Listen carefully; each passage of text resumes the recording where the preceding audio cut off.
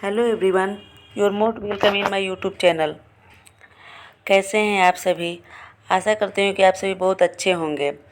आज हम आपके लिए पीसीएस प्रीवियस ईयर क्वेश्चन का क्वेश्चन सेट लेकर आए हैं, जिसे पढ़ने के बाद आपकी 80% सिलेक्शन के चांसेस बढ़ जाएंगे। तो चलिए अब स्टार्ट करते हैं।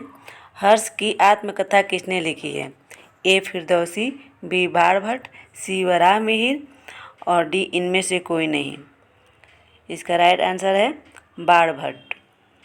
बाणभट्ट द्वारा लिखी गई पुस्तक का नाम हर्षचरित है और इनका एक और पुस्तक का नाम कादम्बरी है। चलिए इनके और ऑप्शनों के बारे में बात कर लेते हैं। फिरदौसी द्वारा लिखी गई पुस्तक का नाम शाहनामा है और वराह मिहिर द्वारा लिखी गई पुस्तक का नाम बृहत्संहिता, पंचसिद्धांतिका, बृहत जातक, लघु जातक और योग यात्रा है। वराह मिहिर ने त्रिकोणमिति के महत्वपूर्ण सूत्र भी दिए हैं। अब चलिए हर्ष की पुस्तक के बारे में बात कर लेते हैं।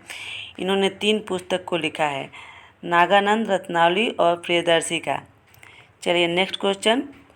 लोकसभा के सदस्य के लिए योग्यता नहीं है। ए भारत का नागरिक हो, बी उम्र 30 वर्ष से कम ना हो, सी पागल या दिवालिया ना हो, डी सरकारी लाभ के पद पर ना हो। इसका राइट आंसर है उम्र 30 वर्ष से कम ना हो। लोकसभा के सदस्य के लिए उम्र 25 वर्ष होनी चाहिए।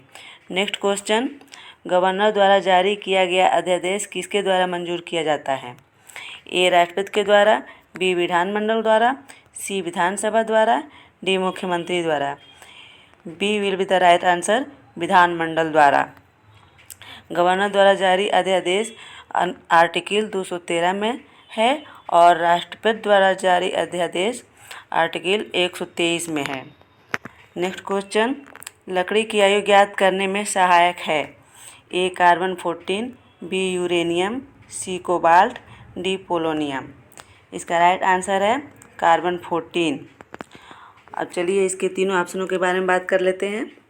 यूरेनियम का क्या उपयोग है? इसके कई सारे उपयोग हैं, जिनमें से एक है परमाणु रिएक्टरों में ईंधन के रूप में किया जाता है। यूरेनियम ईंधन की एक मात्रा जो मुर्गी के अंडे के आकार की होती है, 88 टन कोयले जितनी बिजली पैदा कर सकती है। और कोबाल्ट 16 का क्या उपयोग है? ये कैंसर के लिए इलाज में विकिरण चिकित्सा के लिए किया जाता है। पोलोनियम का क्या यूज है? तो पोलोनियम एक रासायनिक तत्व है। इसकी खोज 1898 में मैरी क्यूरी और पियरे क्यूरी ने किया था। Next question. निम्न में से अशोक का उत्तराधिकारी कौन था? ए कुणाल, बी बिंदुसार, सी राहुल, डी इनमें से कोई नहीं। इसका राइट आंसर है कुणाल। और दोनों ऑप्शन के बारे में बात कर लेते हैं। बिंदुसार अशोक के पिता थे और राहुल जो थे गौतम बुद्ध के बेटे थे। Next question. दालों से हमें प्राप्त होता है। ए विटामिन, बी वसा, सी कैल्शियम, डी प्रोटीन। इसका राइट आंसर है protein. D will be the right answer. और चलिए तीनों ऑप्शनों के बारे में बात कर लेते हैं। तो विटामिन का सोर्स क्या है? इसका सोर्स है हरी साग सब्जियाँ, कीवी फ्रूट। वसा का सोर्स है मांस, मछली, मक्खन और मेवे। कैल्शियम का क्या सोर्स है? दूध, दही, पनीर जैसे डेयरी उत्पाद। Next question. 8 अक्टूबर को प्रतिवर्ष मनाया जाता है। ए भारतीय वायुसेना दिवस, बी भारतीय नौसेना दिवस, सी पृथ्वी दिवस, डी भारतीय थल सेना दिवस। तो इसका राइट आंसर है भारतीय वायुसेना दिवस। भारतीय वायुसेना दिवस की स्थापना 1932 में हुई थी। तो 8 अक्टूबर 1932 में हुई थी, इसीलिए इसे 8 अक्टूबर को मनाया जाता है। और भारतीय नौसेना दिवस 4 दिसंबर को मनाया जाता है। पृथ्वी दिवस 22 अप्रैल को मनाया जाता है और भारतीय थल सेना दिवस 15 जनवरी को मनाया जाता है।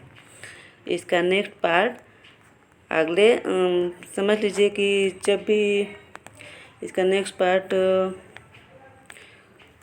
जब आप चाहें तब आ जाएगा। कमेंट करके आप बताइए। और thanks for watching my video.